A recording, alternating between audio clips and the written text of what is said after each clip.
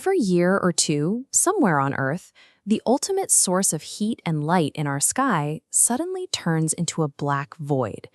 In the 11th century, the Persian polymath Nasser Khosrow looked at this exact visual anomaly.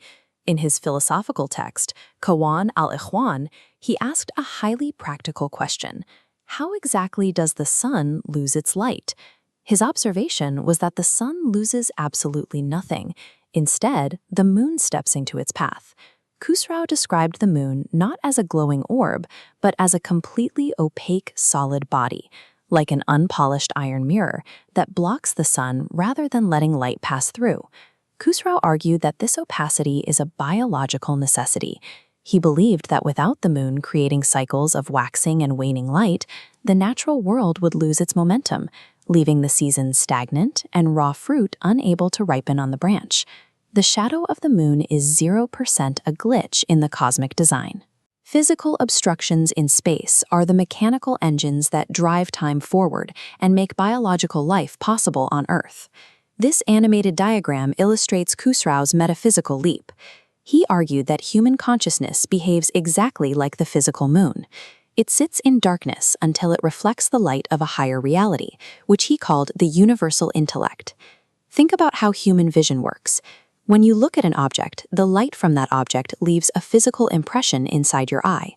Your eye changes state by receiving that image, but the object you're looking at remains completely untouched. Khosrow claimed the human mind interacts with the infinite universal intellect in the exact same way. We cannot comprehend a boundless reality directly, but our minds can capture and feel its phenomenal impression. In this framework, knowledge is more than a list of facts. Khosrow compares the move from ignorance to understanding to a dead body coming back to life. The mind is no longer a passive vessel, but an active, living participant. 2 centuries later, the poet Jalal al-Din Rumi picked up this exact metaphor of the iron mirror, but instead of pointing it out at the cosmos, Rumi turned it inward, aiming it directly at the human heart.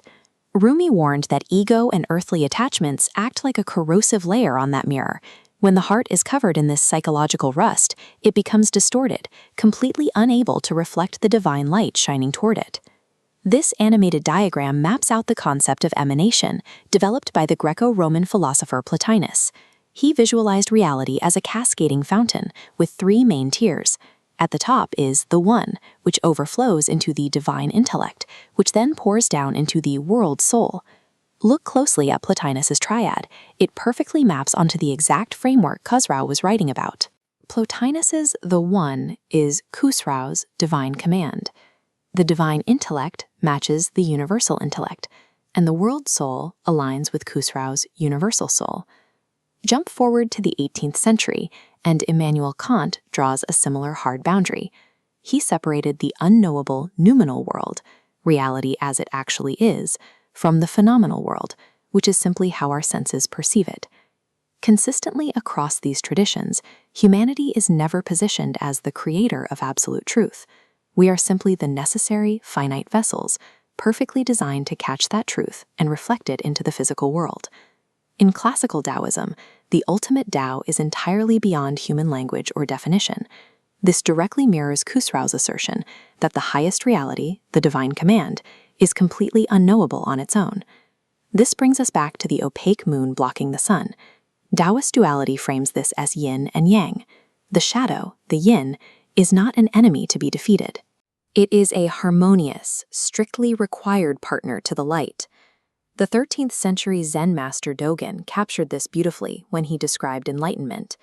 He wrote that realizing the ultimate truth is like seeing the entire moon reflected perfectly in a single tiny drop of water. From ancient Persia to classical Japan, the observation is the same.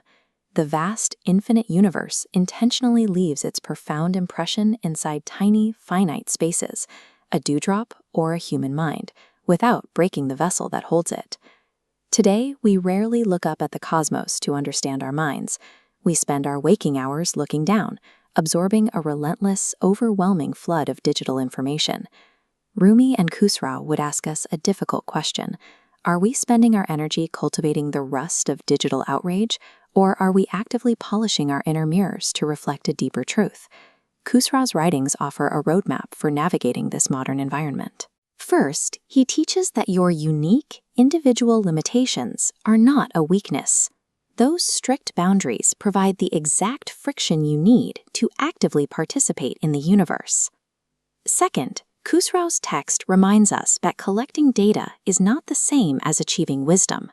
For him, wisdom occurs only when the mind stops just storing information and begins to actively reflect the logic of the structures above it. This diagram illustrates his final lesson. Reality is beautifully nested. The physical body houses our senses. Our senses are enveloped by nature. Nature is wrapped by the cosmos, and the cosmos is held securely within the universal intellect. Looking up at a solar eclipse is a rare physical encounter with an obstruction. But for Khosrow, every moment of human thought is a similar event, a finite mind successfully catching and reflecting a light much greater than itself.